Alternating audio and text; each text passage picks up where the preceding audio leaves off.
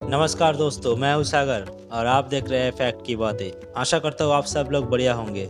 हमारे भारतवर्ष के वीर साइंटिस्टों ने भारत के पहला रॉकेट लॉन्च किया था, उसका 59 साल हो चुका है। और तब से लेकर आज तक इंडियन स्पेस एजेंसी मतलब इसरो बहुत से रॉकेट, बहुत से सैटेलाइट सक्सेसफुली लॉन्च कर चुका है। मंगलयान जैसे सफल अभियान और एक साथ 104 सैटेलाइट को अंतरिक्ष में भेजकर दुनिया को दिखा दिया है कि भारत भी किसी से कम नहीं। बने रहिए हमारे इस वीडियो के साथ और जानिए इसरो की कुछ ऐतिहासिक पलों के बारे में। हमारे चैनल पर नए हैं तो प्लीज़ चैनल को सब्सक्राइब कर लीजिएगा।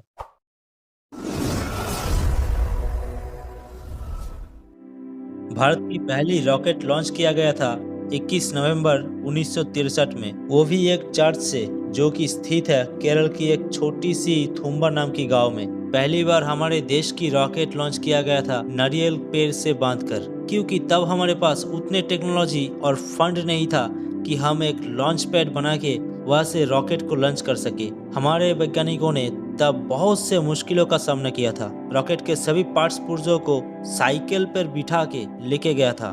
पहला परीक्षण के बाद हमारे साइंटिस्टों ने ये ठान लिया था कि इंडिया की एक अपना सैटेलाइट लॉन्च करेगा, लेकिन उसके लिए चाहिए था बहुत सारा फंड। इसीलिए भारत सरकार से बातचीत करके फंड का प्रॉब्लम तो सॉल्व हो गया था, लेकिन वो सैटेलाइट स्पेस में भेजने के लिए रॉकेट बनाने का साजो सामान, इलेक्ट्रिक कंपोनेंट्स हमारे पास नहीं था। इसीलिए रशियन साइंटिस्टों का हेल्प लेके रॉकेट तैयार कर लिया और हमारे वैज्ञानिकों ने एक सैटेलाइट तैयार कर लिया जिसका नाम दिया गया आर्यभट्ट। और आप लोगों को तो पता ही होगा कि आर्यभट्ट कौन था। इस सैटेलाइट को बनाने के पीछे 200 भारतीय वैज्ञानिकों का कड़ी मेहनत और टीम वर्क था। उनके पास जो भी इंफ्रास्ट्रक्चर और फैसिलिटी थी उसी से और उनके कड़ी मेहनत के बदौलत केवल 3 साल के अंदर भारत की पहली सैटेलाइट बनके तैयार हो चुका था। साल 1975 का अप्रैल महीना आते आते सैटेलाइट लॉन्च के लिए तैयार हो चुके थे। 19 अप्रैल 1975 वो दिन जब आर्यभट्ट को कॉस्मोस 3M लॉन्च व्हीकल से सक्सेसफुली स्पेस में भेज दिया गया। आपको बता दें ये सैटेलाइट 1.4 डायमीटर्स का था और लॉन्च के दौरान इसका वेट 360 किलोग्राम का था। इसरो अपने सैटेलाइट को लॉन्च करके दुनिया के सामने दिखावा नहीं कर रहा था, बल्कि हमारे वैज्ञानिकों ने इसके पीछे कुछ मकसद भी रखे थे ताकि एक्सरे एस्ट्रोनॉमी, एरोनॉमिक्स और सोलर फिजिक्स में एक्सपेरिमेंट कर सके।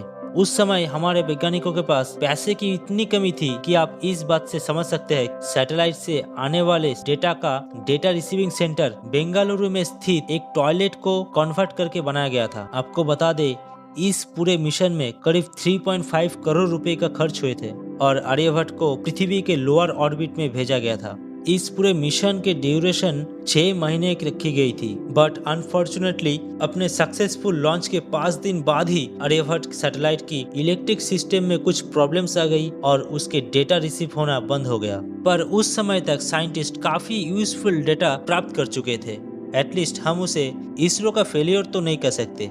इस सैटेलाइट से आखिरी सिग्नल मार्च 1981 को रिसीव हुआ था। सैटेलाइट पूरे 5 साल और 11 महीने एक्टिव रहा था। लॉन्च के 17 साल बाद 10 फरवरी 1992 के दिन आर्यभट्ट सैटेलाइट का स्पेस में सफर खत्म हो गया था और ये फिर से पृथ्वी के एटमॉस्फेयर में प्रवेश कर गई थी। आर्यभट्ट सैटेलाइट को हमेशा याद रखने के लिए इसके इमेज को साल 1976 से 1997 के बीच प्रिंट हुए 2 रुपए के नोट्स पर भी देखा जा सकता है। दोस्तों, आज आर्यभट्ट सैटेलाइट लॉन्च हुए 47 साल बीत चुका है और इन सालों में इसरो ने इतनी कामयाबी हासिल कर ली है जिसके बारे में शायद हम कल्पना भी ना कर पाते। उस समय हमें अपने सैटेलाइट को लॉन्च करने के लिए दूसरे देशों की मदद लेनी पड़ती थी और आज देखिए अमेरिका, फ्रांस, जापान, रशिया जैसे बड़े बड़े देश अपने सैटेलाइट्स को लॉन्च कराने के लिए हमारे इसरो के पास आते हैं।